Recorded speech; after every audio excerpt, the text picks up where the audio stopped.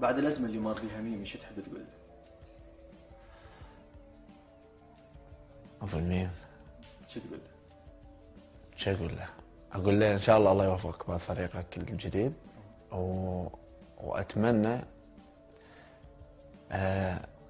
فريق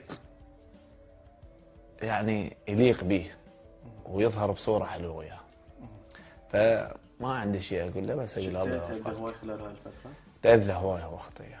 تأذى من كان نادي الدحيل، مدرب شد وياه من ما يلعبه، بس هو سبع وخوش لاعب ومستقبل الكرة العراقية. لو كنت بمكانه شلون تتصرف؟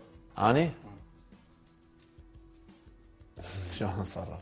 شلون تتصرف؟ يعني ما أقدر أتصرف لأن أكو أمور وأنت تعرف اللاعب عنده عقد وعنده بنود ما يقدر يتحكم كيفه. فهو خطية مدرب أذاه فما يقدر يسوي شيء.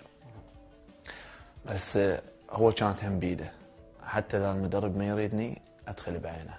اني تقريب 9 أسابيع مدرب ما يريدني تركيا، مدرب ما يريدني، ما مفكر بيه، كله مدرج.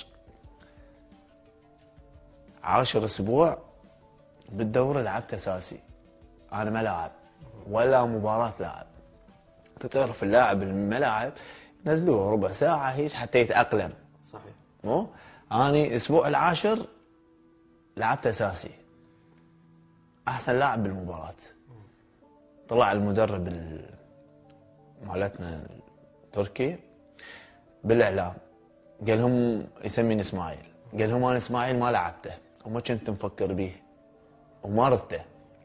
قال لهم بس غصبا علي قال لي العب، وغصبا علي شال الدريس هو لبسه ولعب وحده، مو انا لعبته. فرض نفسه. قال لهم لاني يتمرن عبالك داخل حرب، يتمرن بجد ملتزم، وشفت المردود اللي بالمباراه. فانت حتى المدرب اذا ما يريدك، انا ليش قلت لك هو هم غلط من عنده، ندب صوت عاليه شويه،